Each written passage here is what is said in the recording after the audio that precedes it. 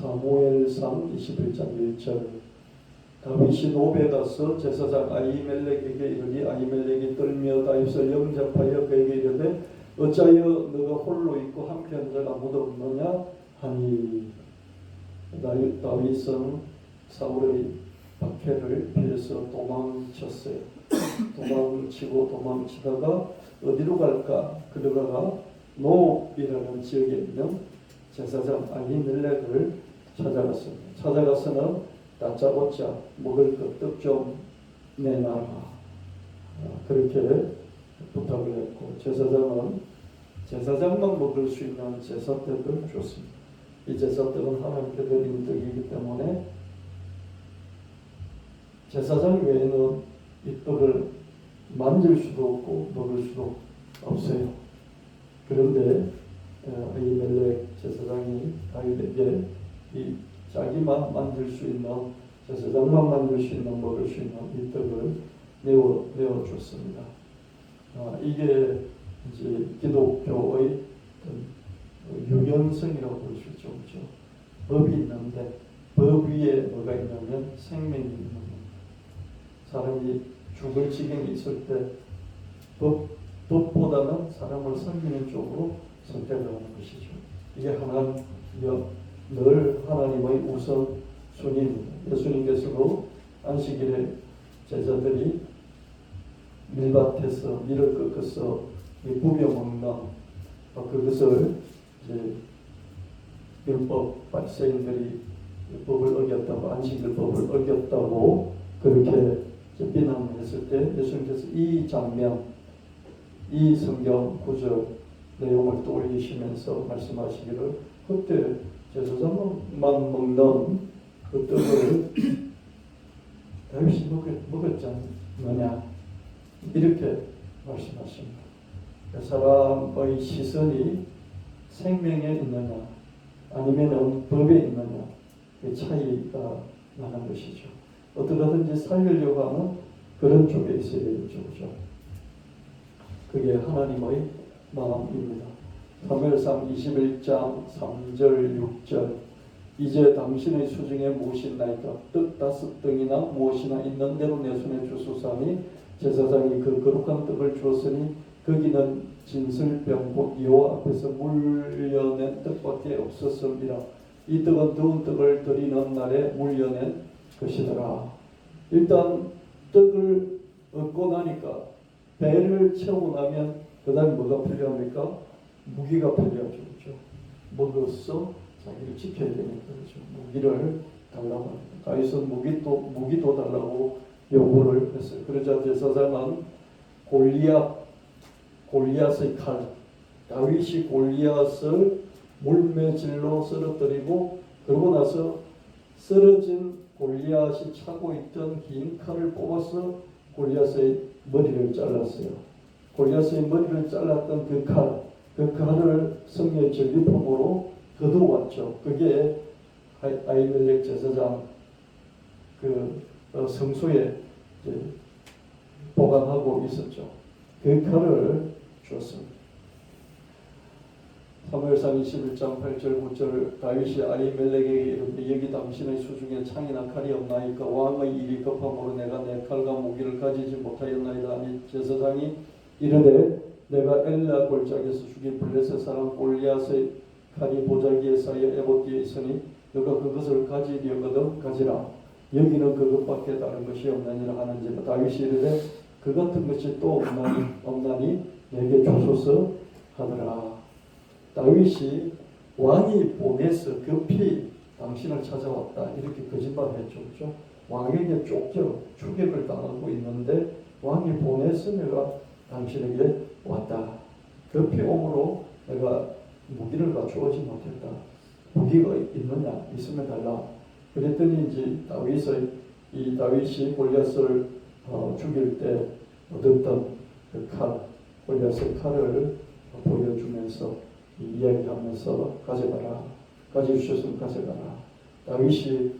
다윗이 골리앗보다 키가 훨씬 작잖아요. 그죠?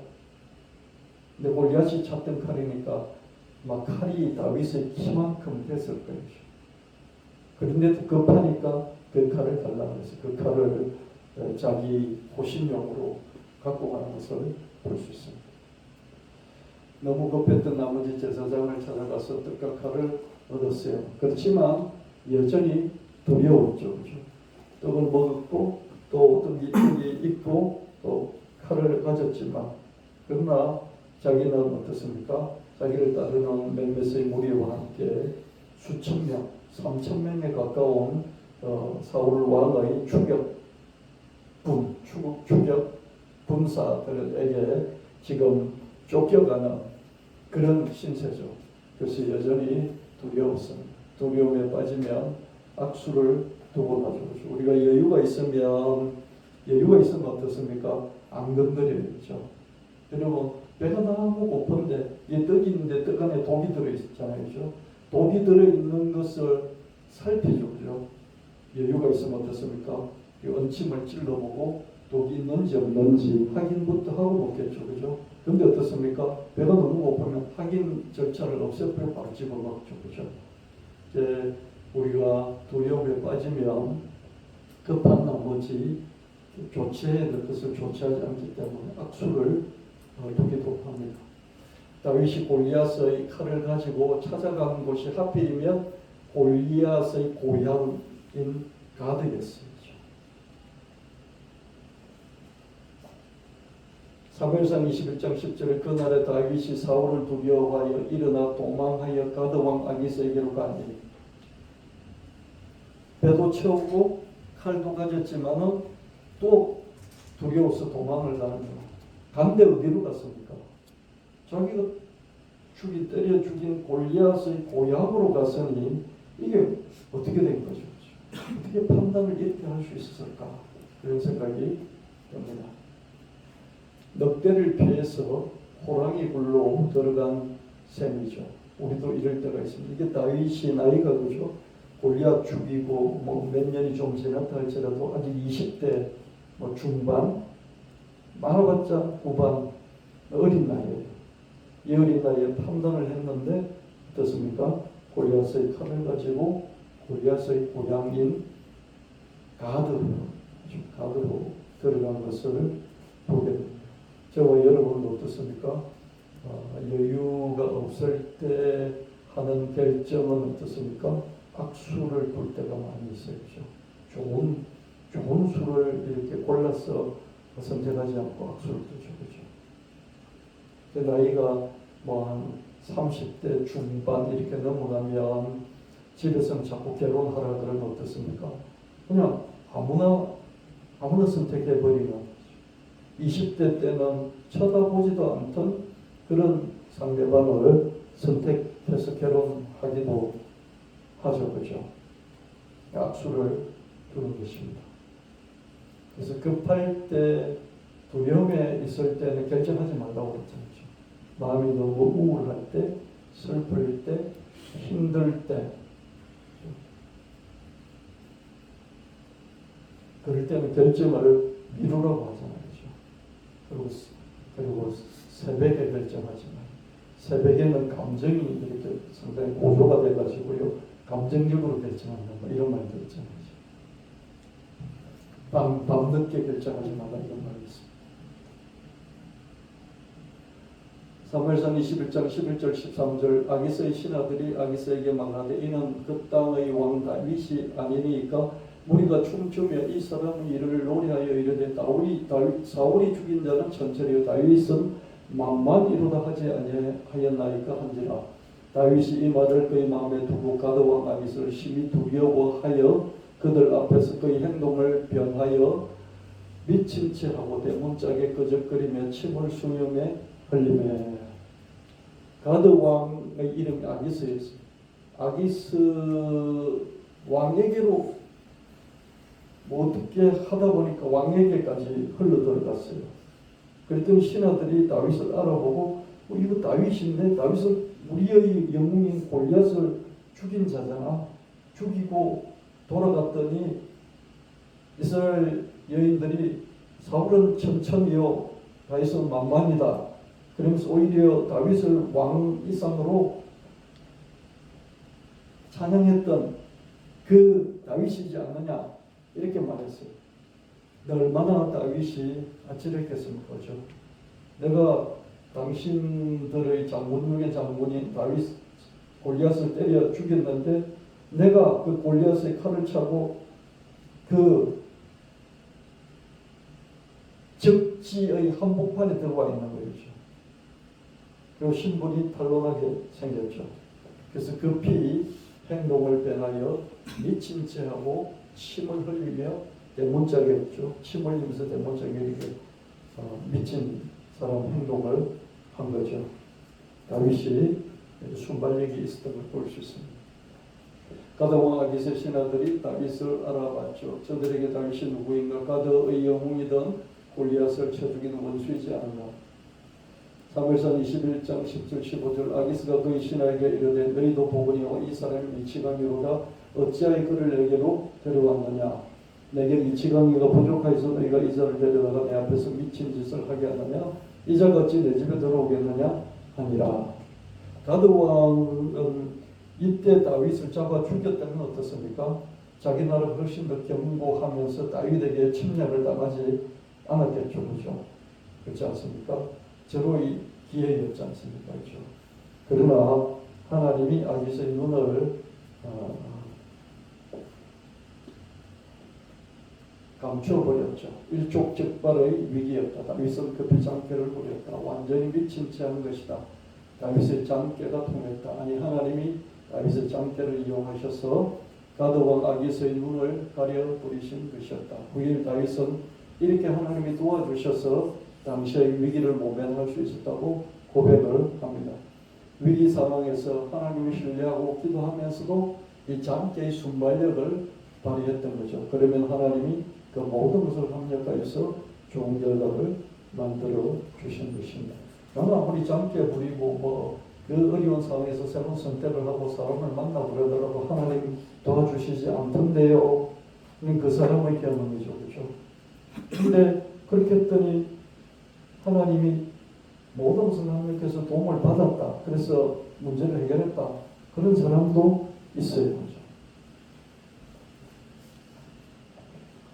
다윗은 시편 56편을 통해 이 당시 가드로 내려가서 죽을 뻔했던 그 당시의 위기 상황을 생생하게 묘사를 하고 있습니다. 시편 56편 1절 4절 하나님이여 내게 은혜를 베푸소서 이 원수 같은 사람들이 나를 삼키려고 종일 치며 앞장하이다. 내 원수가 종일 나를 삼키려 하며 나를 교만하게 치는 자들이 많사오니 내가 두려워하는 날에는 내가 주를 의지하리다. 내가 하나님을 의지하고 그 말씀을 찬송하올지라. 내가 하나님 의지하여 선적 두려워하지 아니리니 혈육을 가진 사람이 내게 어찌할꼬. 우리가 이런 성경 구절을 좋아하면서 가려 뽑아가지고 암송하면서 이렇게 믿음을 가지려고 하는 그런 상황이 아니에요. 다윗은 죽을 위기에서 너무 두려우니까 이런 말을 하고 있는 거예요. 우리 그런 게 있지 않습니까? 사람이 너무 두렵고 그러면 횡설수설을 하잖아요. 그죠? 아무 말이나 다 하잖아요. 그죠? 근데 다윗은 아무 말이나 다 하는데 그 중에서 어떻습니까? 그냥 하나님 붙들고 아무 말이나 다 하는 거예요. 다윗이 제정신 차리고 그 다음에 전략의 수를 다 계산하고 그러면서 이런 걸 하는 게 아니에요. 너무 두려우니까 그냥 아무 말을 대잔치를 하는 거예요. 근데 아무 말이 대잔치인데 하나님께 하니까 이게 성격이 되어버리는 거죠.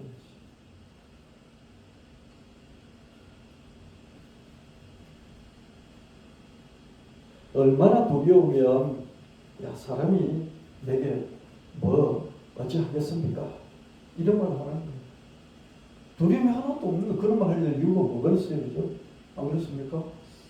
내가 다른 사람들 때문에 고난과 핍박을 당하지 않고 위기를 당하지 않는 상황에서 사람이 나한테 어쩌겠냐? 이런 말을 할 필요가 뭐가 있냐? 다윗이 바로 왕을 찾아가서 자기 신변 보고를 요청했다기보다는 가드 지역으로 내려가다 도망치다 보니까 국경을 넘어서 가드 지역까지 갔고 거기서 아마 사람들이 알아보고 해가지고 끌려서 왕 앞에까지 가지 않느냐. 왕 앞에 가기까지 많은 핍박의 과정들이 있었을 거다. 이렇게 한번 생각을 해보게 됩니다. 다윗은 사면 초가의 두려움에 짓눌리면서도 하나님을 의지한다. 사무엘상 21장 5절 8절 그들이 종일 내 말을 곡해하며 나를 치는 그들의 모든 생각은 사악이라 그들이 내 생명을 엿보았던 것과 같이 또 모여 숨어 내 발자취를 지켜보나이다. 그들이 악을 행하고야 안전하오리까. 하나님이여 분노하사 목 백성을 낮추소서. 나의 유리함을 주께서 계수하셨사오니 나의 눈물을 주의 병에 담으소서. 이것이 주의 책에 기록되지 아니하였나이까. 이걸 좀 공의로 따지면요, 정의, 공의, 불편, 부당 이런 기준으로 따지면 어떻습니까? 다윗이 가드 지역에 가서 핍박을 받고 이런 거에 대해서 뭐 할 말 없어요. 그렇잖아요? 그렇지 않습니까? 내가 또 히르부미를 죽였어요. 그랬더니 일본 사람들이 나를 막 죽이려고 해요. 당연한 거 아니겠습니까? 당연한 거죠. 그 사람들의 입장에서는 당연히 비판하는 거예요. 근데 비판을 받는 다윗의 입장에는 어떻습니까? 살아야 되겠거든. 살아야 되겠으니까 하나님께 호소를 하는 거예요. 저들이 나를 이렇게 합니다. 하나님, 나를 지켜주세요. 이렇게 호소를 하는 거예요. 그래서 이런 걸 통해서 신앙은 상당히 주관적일 수밖에 없다 이런 생각을 하게도 됩니다. 객관적으로 보면 야 싸다, 너가 당해도 싸다 이럴 수가 있는데 주관적으로 보면 어떻습니까? 하나님, 내가 지금 이런 상태이니 나를 보호해 주십시오. 저들이 나를 이렇게까지 몰아붙이고 있습니다. 이렇게 말할 수 있는 기도할 수 있는 거죠. 그렇지 않겠습니까? 내가 누구 돈을 빌렸어요. 나 안 갚아줬어요. 근데 그 사람들이 내 집 와서 막 솥단지를 막 뒤엎고 나를 죽일 듯이 몰아붙이고 있어요. 그럼 그 사람들 입장에서 당연한 거 아니에요? 그죠? 내 입장은 어떻습니까? 가족도 나도 막 다 죽게 생겼으니까 하나님께 저 사람들 나를 이렇게까지 몰아붙여서 죽일 듯이 달려듭니다. 나한테 막 쌍욕도 퍼붓고 네가 믿는 하나님이 네 안 도와주시냐 이런 말도 하고 있습니다. 이렇게 하나님께 호소할 수 있어요, 없어요? 호소할 수 있겠죠, 그죠? 제가 이렇게 신앙생활을 하면서 느낀 것이 뭐냐면요, 민주주의가 너무 발달하다 보니까요, 민주는 지가 주인이란 말이죠.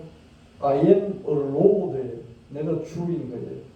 하나님 주님이시고 예수님 주님이 아니고 내가 주인 거예요, 그죠? 민주잖아요, 그죠? 민은 백성인 국민인 내 하나하나가 민이잖아요. 그죠?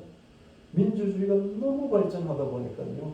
사람들이 전부 다 민주의식에 가득 차 있어요. 권력은 총칼에서 나오는 게 아니라 나의 투표에서 나옵니다. 국민들이 다 알고 있어요. 당연한 걸로 생각하고 있어요. 그러다 보니까 모든 게 자기가 주인이고요. 또 하나님도 자기가 주인이니까 하나님도 판단하는, 하나님을 판단하는. 하나님이 하나님이니까 하나님이 마음대로 하실 수 있고 나를 버려줄 수도 있고 고생시킬 수도 있고 복 줄 수도 있고 하나님 마음대로다. 이 생각은 아예 하지를 못하는 거죠. 왜? 민주니까요. 그래서 민주가 참 좋기도 하면서 하나님과의 관계에 있어서는 문제가 될 수도 있겠구나. 민주주의라는 가치를 하나님과의 관계에서 좀 재평가해 볼 필요도 있겠구나. 이런 생각이 들었어요. 그러니까 힘센 놈이 지 마음대로 하려고 하는 것을 너무 민주주의 입장에서 보면 안 될 것 같다는 생각도 들었어요. 트럼프가 저지랄을 하는데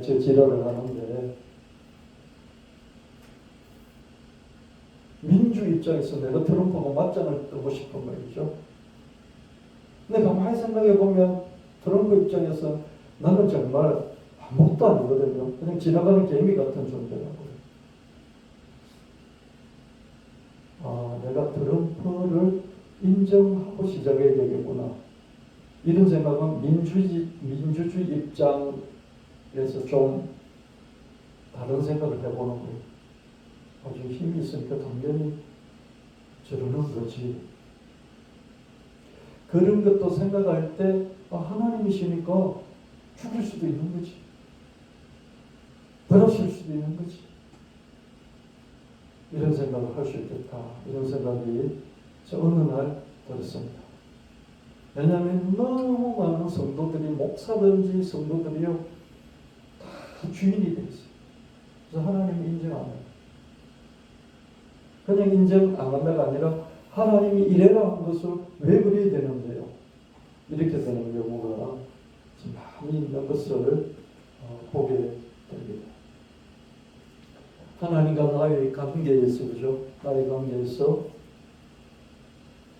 객관적으로 보면 그게 맞겠지만 주관적으로 내가 나의 사정을 있는 그대로 아려는 거죠. 내가 잘못한 게 있어서 이걸 당할지언정 지금 당하는 이 상황을 그대로 하나님께 호소를 하는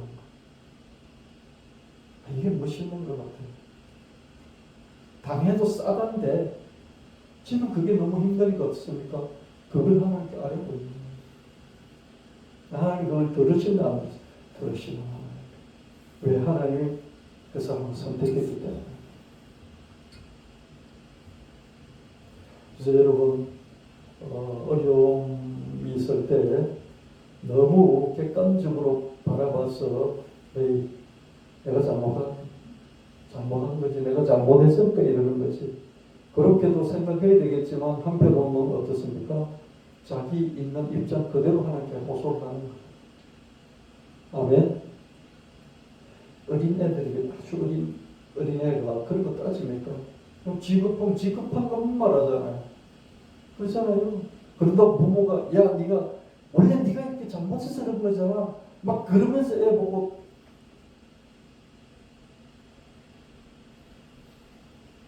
가르치려고 한다면 그런 부모는 없을 거라는 거죠. 다윗은 적들에게 둘러싸인 두려움 속에서도 하나님을 믿었고, 그러나 하나님을 믿으면서도 두려움을 완전히 떨칠 수 없었겠죠. 그렇죠? 우리는 이것을 인정해요. 하나님을 믿으면 두려우면 내가 하나님을 신뢰하고 믿었으니 사람이 내게 어찌할꼬, 나는 두려워하지 않겠다. 이 고백은 뭡니까? 말해놓고 그 말을 붙여보려고 막 발버둥치는 거예요. 그런 말이에요. 그 말을 하니까 두려움이 싹 없어졌다. 이게 아니에요. 믿으려고 발버둥치고 믿었다고 해서 두려움이 없어지는 게 아니고, 두려우니까 또 사람이 내게 어찌하겠느냐 이런 말 하면서 두려움을 이기려고 욕을 쓰는 거죠. 저는 그렇게 봅니다. 그래서 다윗은 자기 믿음을 더 다졌어요. 하나님, 내가 박해를 피해서 도망치며 떠돌아다닌 날들을 다 헤아려 주신 줄 믿습니다. 내가 흘린 눈물들을 하나님의 가죽 부대에 다 담아 주신 줄 믿습니다.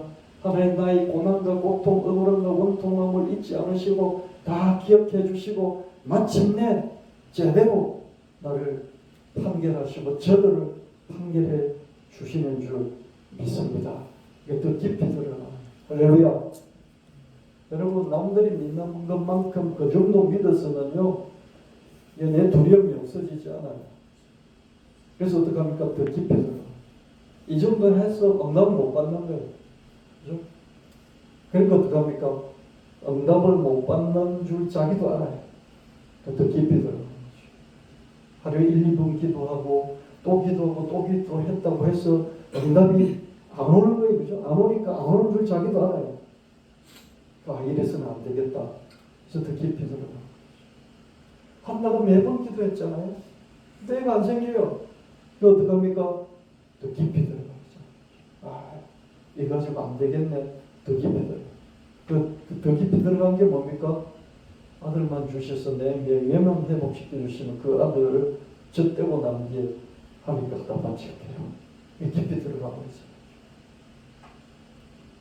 다윗도요, 하나님 믿고 하나님께 살려달라고 하고, 그리고 사람이 내게 어찌하겠느냐, 그러면서 이런 말을 내뱉으면서 하나님을 붙잡고 두려움을 떨치려고 애를 쓰는데도 안 되잖아요. 두려움은요, 다 떨기 때문에요, 아무 말이나 하게 돼 있어요. 그래서 자기가 그렇다는 걸 알고 더 깊이 들어갔을 겁니다. 그 깊이 들어간 게 뭐냐면 이런 말을 내뱉는 거예요. 내가 떠돌아 다닐 때마다, 내가 피해서 도망 다닐 때마다 하나님이 내가 다닌 그 발걸음의 그 숫자를 다 계산하고 계시고, 내가 100리를 천리를 도망갔으면 천리 도망갈 때 그 걸었던 발자국 숫자를 하나님 다 헤아리고 계시고, 한 발자국도 잊지 않고 헤아리고 계시고, 내가 그때마다 억울하고 원통하고 힘들고 그래서 흘렸던 눈물들 다 헤아려서 병에 전부 다 한 방울도 안 남기고 다 주의 병에, 주의 가족보다에다 담아 두신 줄 믿습니다. 이렇게 고백하고 있어요. 더 깊이 들어가는 거죠. 하나님이 안 계신다고 믿으면, 하나님이 계셔도 전혀 안 도와주신다고 믿으면 그 믿음의 증거 사례는 많아요. 안 도와주시, 하나님 안 계신다 그러면 안 계시는 게 천지빛깔이로 많아요. 그렇잖아요. 힘없고 억울하고 아무 잘못한 것이 없는 사람인데 그냥 죽는 경우들이 많아요. 하나님 안 계신 거예요. 그런 사례가 끝없이 많이 있어요. 근데 하나님이 계신 건 내가 알긴 알겠는데 난 도움 받은 적이 없어. 이렇게 믿으면 어떻습니까? 그런 사례들, 샘플들이 수도 없이 계속 나타나요. 그러나 하나님이 계시고 그리고 반드시 도와주신다고 믿으면 그 증거 사례도 계속 나타나게 될 것입니다. 여러분 어떻게 되겠습니까? 하나님, 내가 계속 기도했는데 하나님의 아기를 안 주시네. 거기서 멈출 수 있잖아요. 하나님이 계신 줄 알겠는데 나는 안 도와주셔. 멈출 수 있잖아요. 억울함을 가지고. 근데 하나는 어떻게 했습니까? 하나님께 더 붙이고 들어갔죠. 주셔서 내 이름값만 하게 해주시면 다시 드릴게요. 치고 들어갔어요. 다윗은 어떻습니까? 살려달라. 그리고 사람이 하나님이 있는데 사람이 나를 죽이겠냐? 이런 말까지 하지만은 그래도 마음이 두려우니까, 하나님, 내가 쫓겨다닐 때마다 내 발걸음 한 발자국도 남기지 않고 발걸음 숫자를 다 세고 계시며, 그리고 내가 흘리는 눈물 한 방울도 아니야, 찔끔 흘리는 그거조차도 가족 부대에 담으시고 기억하시고, 그런 하나님이시다. 그렇게 고백하는 걸 볼 수 있습니다. 더 깊이 들어가죠.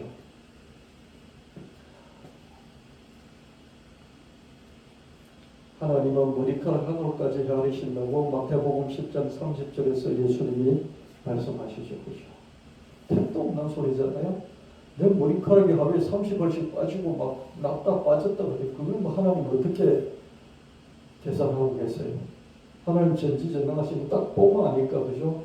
계산하실 수도 있고, 계산하신다고 말할 정도로 과장법으로 하나님이 우리에게 관심이 있다는 그런 메시지이기도 하고,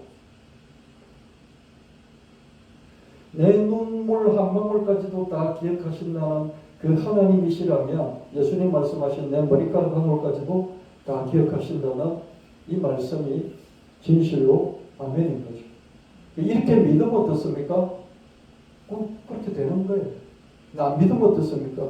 에이, 택도 없는 소리 하고 계시네. 그럼 그런 거예요. 택도 없는 소리 하고 있네 하는 그게 그 사람의 믿음입니다.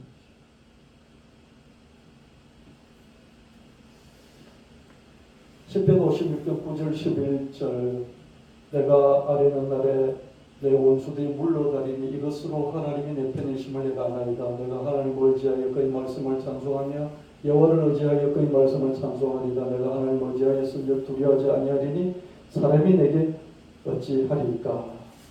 다윗은 두려웠지만 그 두려움 속에서 하나님을 의지했고 그래서 하나님께 구했죠. 그죠? 구할뿐만 아니라 여전히 두렵지만 하나님의 도우심을 보는 그 순간까지 하나님의 말씀을 계속 붙잡습니다. 하나님 의지할 뿐만 아니라 말씀을 찬송하는, 말씀을 기억하면서 그 말씀 그대로 믿고 의지하는 거죠. 찬송한다는 게 막 노래를 부른다 이런 뜻이 아니라 그 말씀에 감탄하고 감격하고 감동한다는 거죠.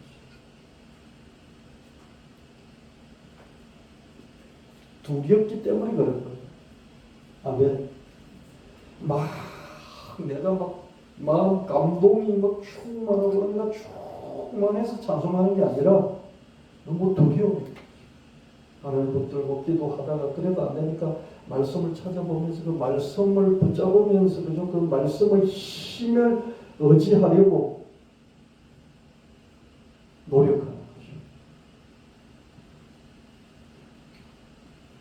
시편 56편 11절 12절 13절 하나님은 내가 주께 소원함이 사람중 내가 감사제를 주께 드리리니 주께서 내 생명을 사망에서 건지셨습니다. 주께서 나로 하나님 앞 생명의 빛에 다니게 하시려고 실족하지 아니하게 하지 아니하셨나이까.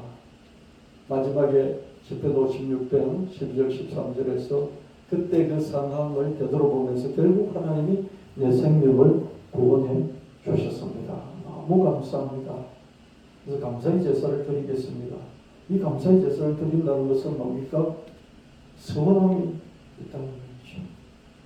그러니까 아마 다윗은 살려주시면 다음에 살아나서 당신께 제사를 드릴게요. 이런 마음의 고백을 했는지도 모르겠어요.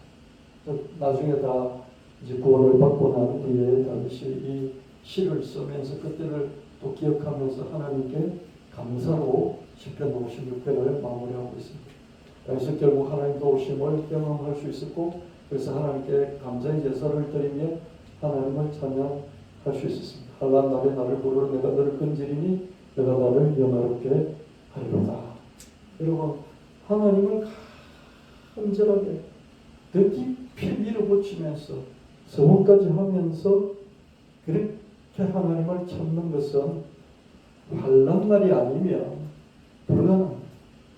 그래서 여러분 지금 좀 대부분은 어렵지 않을 거예요. 그냥 평범한 하루하루일 거예요. 평범한 하루하루는 참으로 행복한 거죠. 그때 고난의 골짜기에서 환난을 당해서 어려울 때죠. 이때 정말로 더 깊이 들어갈 때고 더 깊이 들어가서 하나님을 만나야 하는 때이고 그래서 하나님을 만나서 내 문제가 해결됐을 때 구원을 받았을 때 그 구원의 기쁨으로 하나님께 영광을 돌리면서 하나님이 이렇게 하셨다 라고 사람들에게 증언을 할 수 있게 됩니다. 그 증언이 하나님께 영광이 되는 것임을 보게 됩니다. 다윗은 당시의 환난에서 벗어난 구원의 기쁨을 시편 34편을 통해서도 실감나게 표현을 하고 있습니다.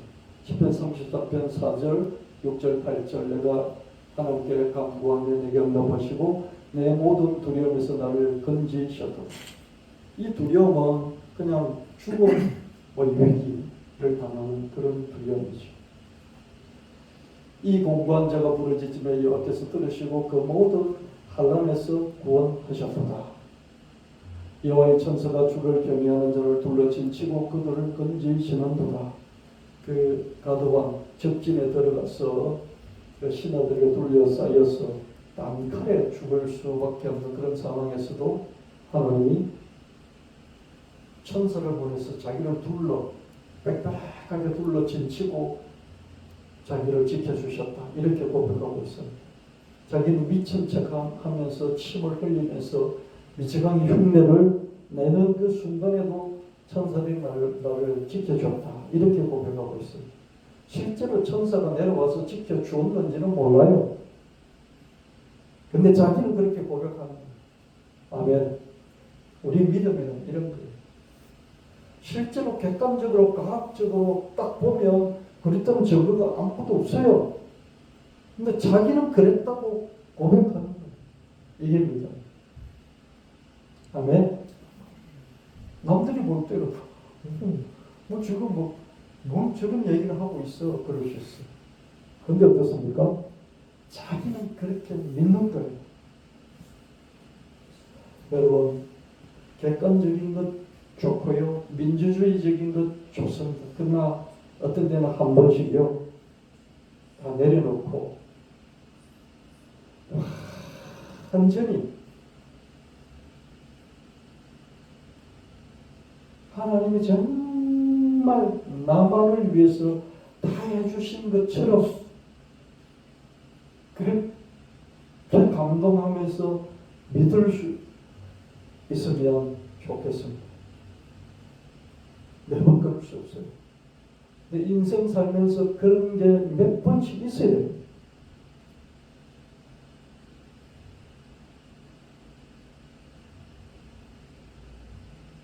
남들이 들으면 꼭 까올 수 있어요.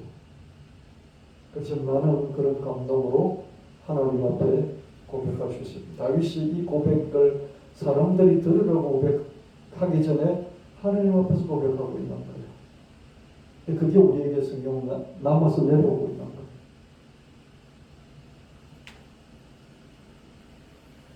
너희는 여호와의 선하심을 맛고 알지어다. 그에게 패는 자는 모르리라. 자기는 이 어려움 속에서, 이 두려움 속에서 생명의 구원을 받았거든요. 그래서 하나님의 선하심이라고 자기는 다른 사람은 하나님 안 계신다고 믿는 거예요. 다른 사람은 하나님 계시지만 나를 도와주신 적이 없고 도와주시지 않을 거라고 믿는 거예요. 근데 다윗은 하나님이 진짜로 도와주셨어. 와, 하나님 너무 선하셔. 그 맛을 나는 봤어. 이렇게 말하는 거죠.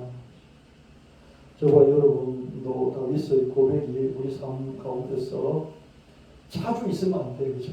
자주 있으면 자꾸 고난에 빠진다는 거죠. 몇 번씩은 있는 우리 인생이 되기를 예수님으로 축원합니다. 저들의 눈물을 흘릴 때에 그래서 제가 이 다윗의 내 눈물을 하나님의 병에 담아 주십시오. 이것을 기억하면서 찬양을 하고 만들어 봤어요. 다윗은 응답이라도 받았지만 하나님 믿기는 했는데 응답하지 못하는 사람들, 하나님 근처에 가보지도 못한 사람들, 밑바닥에 깔리기만 하고 한 번도 배를 내밀면서 하면서 살아본 적이 없는 사람들을 생각하면서 찬송을 하나 만들어봤어요. 본선에서 패한 사람들아 서러워하지 마라. 예선전에서 떨어진 사람들이 훨씬 더 많아. 아니 대다수는 예선전에 오르기도 전에 탈락을 했어. 아예 예선전에 오르지 못하는 사람들이 절대 다수야. 지기만 하는 인생이었지 질 권리조차 없었어. 그냥 지는 거지. 내가 지고 싶었어. 내가 그냥 질래 하는 이런 선택의 권리조차도 없었어. 전혀 기회도 없이 기회를 잡을 능력도 없이 기회가 없었어. 이런 민주주의다 그러면서 이 사람들이 기회 균등이라고 말하잖아요. 누구나 열심히 하면 기회가 균등하기 때문에 잡을 수 있다고 그러잖아요. 근데 꼭 그렇지만 않잖아요. 기회 균등이라는 것은 평등이 아니잖아요. 기회 평등이 아니잖아요. 기회 균등은 기회 평등이야. 기회 평등은 모두에게 똑같이 기회가 주어지는 기회 평등. 기회 균등은 뭡니까? 잡을 수 있는 사람은 기회가 여기 있는 게 다 보여요. 근데 잡을 수 있는 사람은 잡고 못 잡을 수는 못 잡는. 예를 들면 엄마 찬스, 아빠 찬스 같은 아버지 엄마를 잘 만나니까 어떻습니까? 그 기회를 먼저 알 수 있었고 또한 잡을 수도 있었던 거죠. 기회가 없었을 뿐만 아니라 기회가 있더라도 잡을 능력도 없이 그저 세상의 바닥에 깔리는 사람들이 흘리는 눈물들을 저는 생각해 봤습니다. 눈물을 빼면 인생에서 도대체 뭐가 나올까?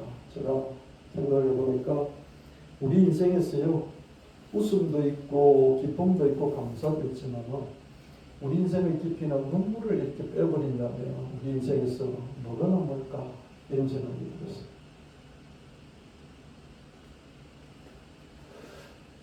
자식과 같이 살고 싶은 부모의 눈물을 보라. 이 부모는 좀 젊은 부모인데 자식이 떨어졌어. 이혼을 했거나 뭐 어떤 사정에 의해서 자식이 떨어졌어. 근데 그 부모가 자식하고 살고 싶은 내 형편이 되면 내가 돈이라도 생기면 방을 2칸이라도 장만하면 애를 데려와서 내가 같이 살 텐데 이런 부모들이 특히 이제 아버지보다 엄마들이 많죠. 이런 엄마들이 또 아버지들이 많이 있어요. 이 사람들 흘리는 눈물들이 있죠. 부모와 같이 살고 싶은 자식의 눈물, 이 자식들은 보아 같은 거죠. 어머니 아버지를 잃어버렸어요. 어디인지 몰라요. 근데 나를 낳아준 엄마 아버지하고 같이 살고 싶은 거죠. 그래서 흘리는 눈물들이 수도 없이 많이 있어요. 그 얼굴을 한 번 더 보고 봐서 건너뛰는 사람. 아버지, 어머니 얼굴을 한번 봤으면 좋겠어. 우리 아들, 딸 얼굴을 한번 봤으면 좋겠어. 한 번 더 보고 싶어. 내 1년에 한두 번밖에 못 만나는데 이번 달에 한 번 더 보고 싶어. 이런 엄마, 아버지 정말 많이 있을 거예요. 그리움으로 묵혀진 인생, 서러움으로 삭힌 인생 많아요. 링은커녕 간중석도 아니고 링 바깥의 저 바닥에서 깔리고 밟히며 살아가는 사람들의 눈물을 보라. 다윗이 살아남지 못하고 나중에 왕이 되지 못했다면 다윗이 그냥 눈물만 흘리고 쫓겨다니고 끝났겠죠. 그렇죠? 다윗의 전반전 같은 그런 인생들도 끝없이 많이 있다는 거예요. 평생 지워진 얼굴로 잊힌 이름으로 살아가는 사람, 아무도 기억을 안 해줘요. 이름조차 몰라줘요. 그런 사람들이 수도 없이 많이 있죠. 괜찮다고 말하지만 대다수는 괜찮지 않아. 괜찮아 뭐 이런 말 많이 하죠. 난 괜찮아. 울지마 라고 말하지만 울 자유까지 박탈하지 말아요. 우는 것이 저들이 걸리고 삶을 가진 이런 사람들은 우는 것밖에 없어요. 우는 것이 권리예요. 이 권리까지 박탈하지 말아야 되죠. 삶의 하기는 경우 내가 살아있다는 게 우는 거예요. 내가 살아있다는 증거가 만약 내가 지금 이렇게 서러워서 슬퍼서 그리워서 힘들어서 우는 거예요. 그 사람 살아있다는 증거. 이 우는 눈물을 하나님 가족부대 저 사람의 눈물 담아주십시오. 저는 이제 그런 심정으로 이제 가사를 한번 만들어봤어요. 제가 목사를 해서 500명, 1000명 큰 교회를 꿈꾸는 그런 목표를 하고 싶었겠죠. 그렇죠?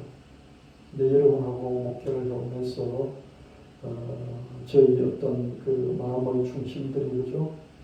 이렇게 하나님을 안 믿지만 또는 하나님을 믿지만 극적인 응답 없이 이름도 잊혀지고 얼굴도 잊혀지고 흘리는 눈물조차 아무도 기억해주지 않고 패배할 권리조차 패배하려면 예선전에도 본선에도 나가야 패배를 하죠. 그죠? 그렇잖아요. 예선전에도 나가보지 못하고 그냥 깔리고 눌리는 그런 인생들의 눈물. 저들의 눈물을 하나님 유리병에 담아 영영 기억해 주세요. 저들의 하늘 가족 부대에 담아 영영 기억해 주세요. 저들의 눈물을 유리병에 담아 주세요. 가족 부대에 담아서 영영 기억해 주세요. 이게 하나님이란 말 하나도 없어도 이게 하나님께 우리는 성경을 알고 있기 때문에 하는 그런 알아요. 그래서 저는 세상 사람들에게도 이런 밑바닥에서 링에 한 번도 오르지 못했던 사람들을 위해서 찬양을 만들어 봤어요. 제 찬양은 그런 사람들을 위해서도 만들고요. 또 이 교회 밖에 있는 사람들, 하나님 모르는 사람을 위해서도 만들고요. 또 교회 안에서도 감정 한 번 못 해보고 감정할 거리 한 번 없고 아무리 하나님께 구해서는 응답받지 못하고 승리의 경험을 만족하지 못한 그런 성도들을 위해서도 제가 찬양을 많이 여러 가지들을 만들어왔고 여러분들도 아마 그런 걸 기억하실 겁니다. 제가 이런 찬양들을 좀 더 계속 잘 만들 수 있도록 물론 다윗처럼 성리의 찬송들도 많이 만들어요. 이런 찬송들도 만들 수 있는 그런 영감을 주시라고 여러분들이 계속 기도해 주시고, 이거 국내로 해외로 하나님 안에서 잘난 사람들만 예수를 믿는 사람들만 하나님 기억하시는 게 아니라, 예수를 믿지 못하지만 이 고난을 당하고 어려움을 당하고, 예수를 믿지만 하나님 앞에 내세울 게 없는 이런 사람들을 위한 찬송들도 만들고, 그래서 저희 어떤 목회의 이 마음의 영역이 하나님 마음처럼 더 커져서 세상 전체 산봉우리에 올라가서 외치는 노래뿐만 아니라 골짜기에서 눈물을 흘리며 그리워하며 원통함과 한의 그런 노래를 또 쏟아낼 수 있는 그런 것도 할 수 있도록 여러분들이 기대해 주시며, 이것도 새로운 차원의 세상을 돕는 목회이지 않을까, 그런 생각을 해봅니다.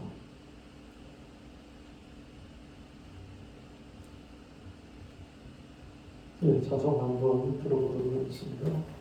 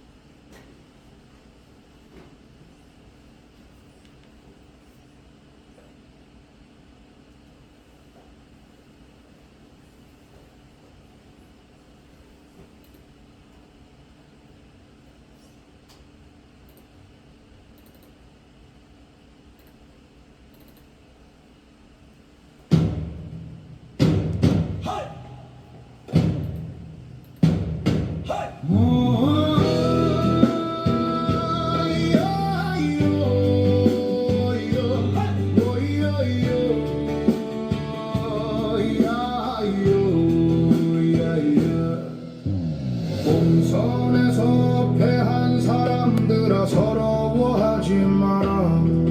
예선전에서 떨어진 사람들이 훨씬 더 많아. 아니 대다수는 링에 오르기도 전에 탈락했어. 아예 링에 오르지 못하는 사람들이 절대 다수야.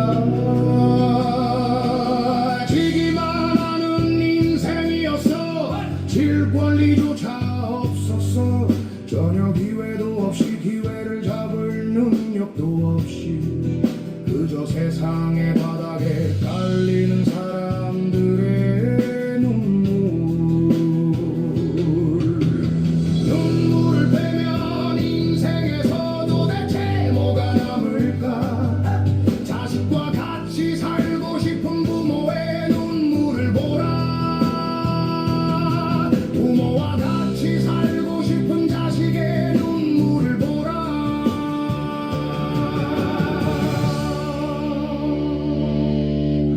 그 얼굴을 한 번 더 보고파 흐느끼는 사람들.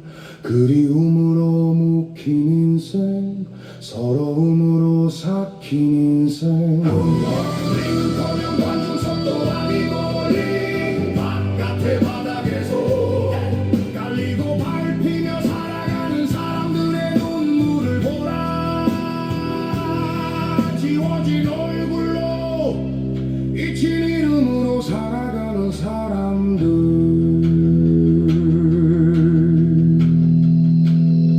괜찮다고 말하지마. 대다수는 괜찮지 않아. 울지 말라고 말하지마. 울 자유까지 막지마. 우는 것이 저들의 권리고 삶의 확인이야.